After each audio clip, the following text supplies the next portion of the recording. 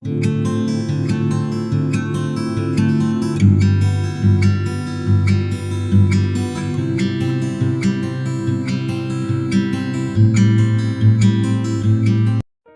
बार फिर से आप सभी का स्वागत है। हम अध्ययन कर रहे हैं भजन संहिता की पुस्तक का और अब समय है कि हम उसके 49वें अध्याय से आगे का अध्ययन करें।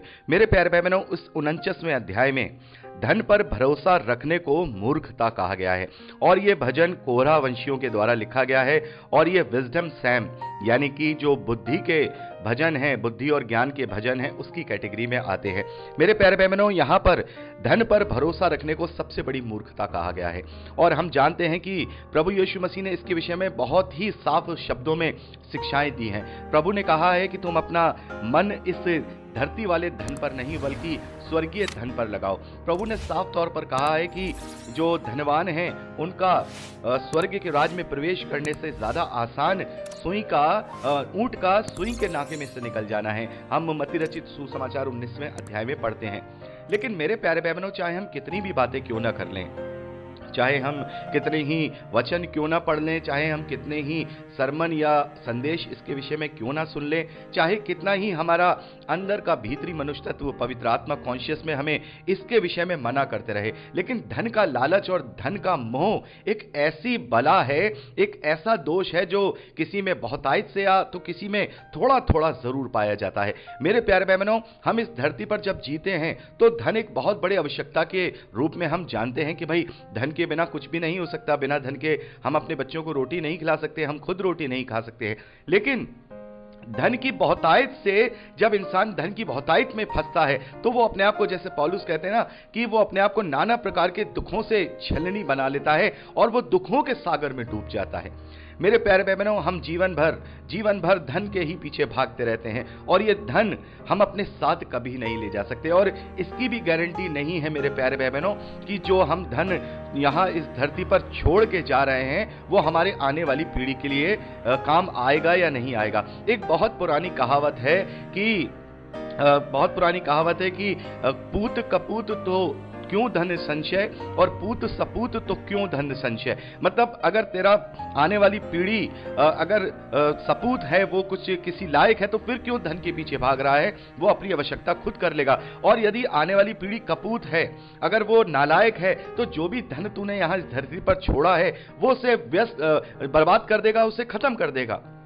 तो मेरे प्यारे भाई बहनों, हम अपना पूरा जीवन केवल अपनी लाइफ को सेटल करने में लगा देते हैं और जब ये लाइफ सेटल होती है तब हम ये देखते हैं कि अब हमारे पास जीवन ही नहीं है, क्योंकि अब हम दुनिया के अंतिम पड़ाव में, मतलब अपने जीवन के अंतिम पड़ाव में जी रहे होते हैं। मेरे प्यारे भाई बहनों, जीवन भर हम उस गलहरी के समान अखरोट इकट्ठा करते रहते हैं, लेकिन जब उन अखरोटों को खाने का समय आता है तब हमारे दांत ही नहीं रहते। तो मेरे प्यारे भाई बहनों, हमारी भी हालत कुछ ऐसी ही है। तमाम बातें करने के बावजूद भी हम अपना मोह, अपना जो हमारा धन से हमारा मोह है, वो हम हटा नहीं पाते हैं। मेरे प्यारे भाई बहनों, हमें धन पर भरोसा नहीं रखना है। कई बार ऐसा मेरे जीवन में भी आया है और मेरे जीवन में तो आप जानते हैं कितनी बड़ी गवाही है कि परमेश्वर ने मुझे संभाला है और किस तरीके से उसने मुझे निकाला है। कभी कभार मेरे जीवन में भी ये बात आती थी। ये बात उन दिनों की है, ये शुरुआत के दिनों की बात है जब परमेश्वर मुझे उतना ही देता था जितना मेरी ज़रूरत होती थी। यानी कि अगर मुझे 100 रुपए की ज़रूरत है तो मेरी जेब में केवल 100 रुपए ही वो देता था, उससे ज़्यादा नहीं देता था। और बहुत ही आनंद से, और देता था क्या, वो अभी भी देता है, उतना ही देता है जितनी ज़रूरत होती है। तो बहुत ही आनंद से लाइफ गुजर रही थी, परमेश्वर का धन्यवाद है। लेकिन एक मन में एक सवाल कहीं ना कहीं आता रहता था कि हे परमेश्वर, मेरे पास तो कुछ भी नहीं है, जो भी जितना होता है मैं रोज के रोज अपना उसे खर्च कर देता हूं अपने परिवार के लिए, अपने लिए। मेरे पास तो कोई भी जमा पूंजी तो है ही नहीं। अगर मेरे ऊपर कभी बुरा समय आ गया तो मैं उससे कैसे निपटूंगा, कैसे मैं उससे निकलूंगा, कैसे मैं अपने परिवार की देखरेख करूंगा। अगर कोई बुरा समय आ गया, कोई बीमारी या कोई ऐसी बात घर में हो गई तो मेरे पास तो एक्स्ट्रास में कुछ भी नहीं है। ये सवाल मेरे मन में बहुत बार गूंजा करता था और बहुत बार मैं इससे ग्रसित भी रहता था, लेकिन अपने आप को मैं वचन से छांटता था, काटता था, और मैं अपने आप को भरोसा दिलाता था कि मुझे किसी संपत्ति की जरूरत नहीं है, मुझे किसी जमा पूंजी की जरूरत नहीं है। मेरे पास तो परमेश्वर यहोवा है, और परमेश्वर यहोवा ये जानता है कि मुझे किस चीज की आवश्यकता है। बहरहाल तो वो मुझे इन चीजों में पढ़ने नहीं देगा, अगर वो पढ़ने देगा तो मेरे लिए वो इंतजाम कराएगा। और मेरे प्यारे भाई बहनों, ये वो बात जो मेरे मन में थी, परमेश्वर ने आगे चल के मेरे जीवन में वो पूरी कराई, मेरे जीवन में वो पूरी कराई। एक ऐसी विपत्ति से मैं घिरा जिसके लिए काफी पैसों की जरूरत थी, लेकिन परमेश्वर ने अद्भुत रीति से उस विपत्ति को देने से पहले मुझे उसका इंतजाम करा दिया। तो ये भी एक गवाही है, और परमेश्वर का धन्यवाद है कि मैं उस विपत्ति में से निकला। उसने अपने धर्ममय दाहिने हाथ को बढ़ाकर मुझे निकाला। लेकिन वो जितना मैंने उस वक्त मेरे पास थोड़ा थोड़ा करके जो मैंने थोड़ा जमा कर लिया था, वो उसमें निकल गया। तो मुझे काफी दुख भी हुआ। मैंने सोचा कि परमेश्वर, ये थोड़ा बहुत मैंने जमा किया था वो भी मेरा अभी इस विपत्ति में चला गया है। लेकिन परमेश्वर ने मुझे मेरे कॉन्शियस में पवित्र आत्मा के द्वारा एक जवाब दिया। परमेश्वर ने कहा, ये मैंने तुझे इसलिए दिया था क्योंकि तेरे ये मन में सवाल था कि यदि मेरे जीवन में कभी ऐसी कोई विपत्ति आई तो मैं क्या करूंगा। देख, मैं जानता हूं तेरे भविष्य में क्या होने वाला है, उससे पहले मैंने तेरा इंतजाम करा दिया। तो जमा करने की तुझे कोई जरूरत नहीं है, तुझे जोड़ने की जरूरत नहीं है। हाँ, इतना किफायत से चलें कि ताकि हमें किसी का परमेश्वर के सिवा किसी का मुंह ना देखना पड़े। तो किफायत करना एक अलग बात है, लेकिन एक कंजूसों की तरह केवल धन जोड़ते रहना, अपने शरीर के लिए भी इस्तेमाल नहीं करना, अपने बच्चों के लिए भी इस्तेमाल नहीं करना, अपने परिवार के लिए इस्तेमाल नहीं करना, केवल उसको जमा करते करते अलमारी में रख देना, ये सारी चीजें जो है किसी काम नहीं आने वाली हैं। कुछ भी हमारे जीवन में काम नहीं आने वाला है। मेरे प्यारे भाई बहनों, एक बहुत पुरानी कहानी है जो मैं सुना करता था बचपन में। मुझे एक कहानी याद है। एक व्यक्ति था, एक बहुत बड़ा धनी व्यक्ति था, और वो इतना धनी व्यक्ति था, उसने अपने जीवन में कभी भी परमेश्वर के लिए कोई कार्य नहीं किया, ना ही कोई दान किया, ना ही किसी भी प्रकार का परमेश्वर के रास्ते पर उस धन को इस्तेमाल किया, और वो उसे छोड़कर अपने बेटों के लिए मर गया। मेरे प्यारे भाई बहनों, वहां पर हम देखते हैं कि एक फरिश्ता, एक स्वर्गदूत उनके बेटों के पास आता है और कहता है कि मैं ऊपर से आया हूं और मैं देखता हूं कि तुम्हारे जो पिताजी हैं, उनका जो पजामा वो पहने हुए जो मर गए थे वो फट गया है, उन्हें सीने के लिए एक सुई की जरूरत है, तो तुम उसके धन में से एक सुई उनसे ऊपर वहां भिजवा दो ताकि वो अपने फटे पजामे को सी सके और वहां आराम से रह सके। जो उसके बेटे थे वो बड़े परेशान हो गए, क्योंकि धन तो उनके पास बहुत था। अब वो इस बात से परेशान हो गए कि अब हम उस सुई और धागे को कैसे हम वहां पहुंचा दें जिससे कि उसका जो कपड़े हैं, हमारे पिता जो हैं अपने कपड़े सिल लें। मेरे प्यारे भाई बहनों, पूरी दुनिया में हम जानते हैं कोई ऐसा व्यक्ति है ही नहीं जो इस धरती से एक सुई तो क्या एक बिंदु भी यहां से स्वर्ग में या हम कहें ऊपर ले जा सकता है।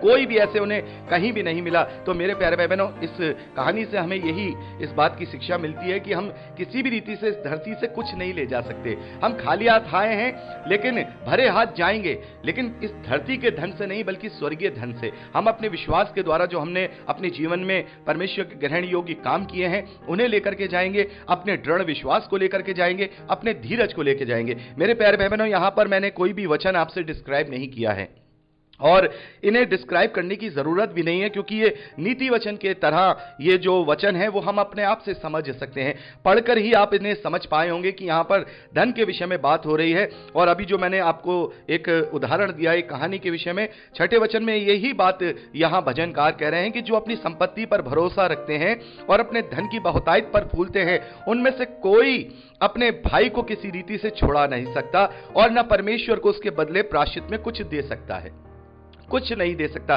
मेरे प्यारे भाई बहनों, हम कुछ नहीं दे सकते अपने। हम इस भाग दौड़ भरी जीवन में केवल इसी के मोह में लगे रह जाते हैं और कहीं ना कहीं हम इसके कारण परमेश्वर के विरोध में हो जाते हैं और अपने उस बहुमूल्य खजाने को जो अनंत जीवन के रूप में हमें दिया गया है, फ्री ऑफ कॉस्ट दिया गया है, लेकिन उसके लिए कीमत बहुत बड़ी चुकाई गई है प्रभु यीशु मसीह के लहू के द्वारा, उसको व्यर्थ ठहरा देते हैं। तो मेरे प्यारे भाई बहनों, यहां पर केवल एक छोटी बात मैं आपसे करना चाहता था। यहां मैं 49वें अध्याय को पूरी रीति से डिस्क्राइब नहीं करूंगा, क्योंकि इसमें डिस्क्राइब करने वाली ऐसी कोई बात नहीं है, क्योंकि इसे डिस्क्राइब करने की जरूरत नहीं है, बल्कि इस भजन को इसकी भजन के वचन को, इसकी नीति वचन को अपने जीवन में लागू करने की बात है। पढ़ें और इसे अपने जीवन में लागू करें और सोचें कि हमें इस धरती के धन के पीछे नहीं भागना है, हमें केवल स्वर्गीय धन को ही अपने जीवन में प्रायोरिटी देनी है। तो मेरे प्यारे भाई बहनों, 49वां अध्याय आप अपने आप से पढ़ लीजिएगा।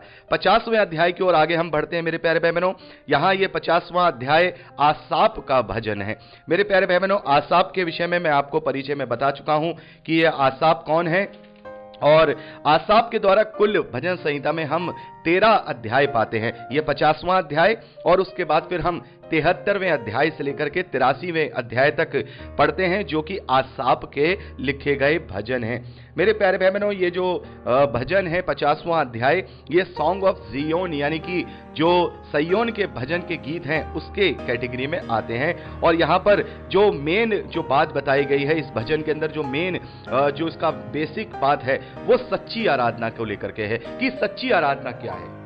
मेरे प्यारे भाई बहनों, नया नियम पढ़ते समय हमने बहुत बार इस बात को देखा है कि असल में सच्ची आराधना क्या है। सच्ची आराधना रोमियो की पत्री उसका 12वां अध्याय पहले वचन में हम पढ़ते हैं कि अपने अपने शरीरों को जीवित, पवित्र और परमेश्वर को भावता हुआ बलिदान करके चढ़ाओ, यही हमारी आत्मिक सेवा है, यही हमारी सच्ची आराधना है। मेरे प्यारे भाई बहनों, कई बार होता है कि जैसे हम गैर मसीह विश्वासियों में देखते हैं कि उनके अलग अलग तरीके हैं, धर्म के जो आडंबर हैं, कर्मकांड है, वो अलग अलग हैं। कोई नदी में डुबकी लगाता है, तो कोई आग से आरती उतारता है, तो कोई फूल चढ़ाता है, तो कोई चादर चढ़ाता है। और हम तो मसीह विश्वासियों में भी देखते हैं कि मदर मैरी के आगे कैंडल जलाता है, कोई कब्रिस्तान में जाकर के जो है कैंडल जलाता है।